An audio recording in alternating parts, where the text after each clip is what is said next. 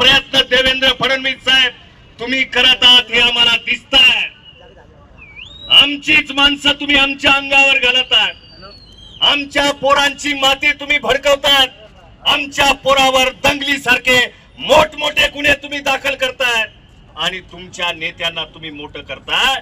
हे षडयंत्र आज आम्ही ओळखलेले, लक्षात ठेवा।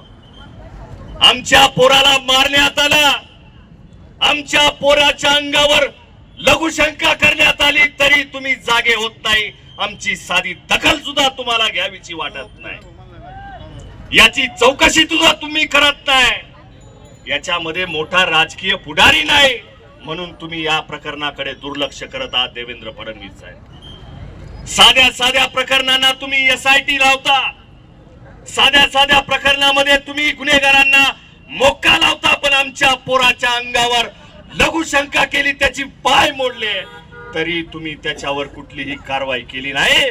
यामुळे मी समाजाच्या वतीने तुमचा जाहीर निषेध या ठिकाणी करतो। म्हणून माझ्या समाज बांधवांनो आणि पोलीस प्रशासनाला मी या ठिकाणी सांगू इच्छितो की देवेंद्र फडणवीस साहेब, तुम्हाला जर आमच्या समाजाचा संरक्षण करता येत नसेल तर दलितांना शस्त्र परवाने द्या। आमचं स्वतःचं रक्षण करण्याची आमच्या मनगटामध्ये ताकद आहे, आम्हाला शस्त्र परवाने द्या। ज्या पद्धतीने शिखांना शस्त्र परवाने, त्या पद्धतीने या महाराष्ट्रातल्या दलितांना तुम्ही शस्त्र परवाने द्या। आमच्या स्वतःचं रक्षण आम्ही स्वतः करण्यास सक्षम असणारे आम्ही जमाती आहोत। या महाराष्ट्रातील छत्रपती शिवाजी महाराजांच्या गडकिल्ल्यांचं संरक्षण करणारे आम्हीच महारामांगाची माणसं आहोत।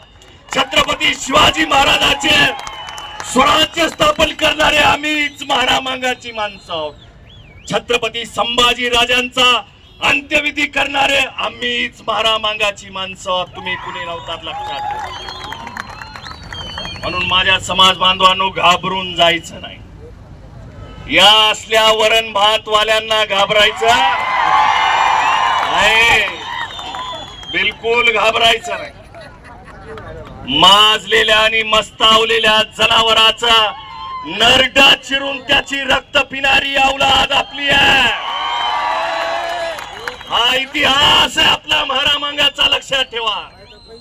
हा इतिहास आहे, तुम्ही इतिहास विसरलात म्हणून आपल्यावर अशा पद्धतीने अन्याय अत्याचार होत आहेत। आपल्या नगर जिल्ह्यामध्ये आपले 2 फकीरा बसलेले तिथं, विजू भाऊ पटारे आणि सर्वदेव भाऊ, हे आजच्या युगातले आपले फकीर आहेत, लक्षात ठेवा।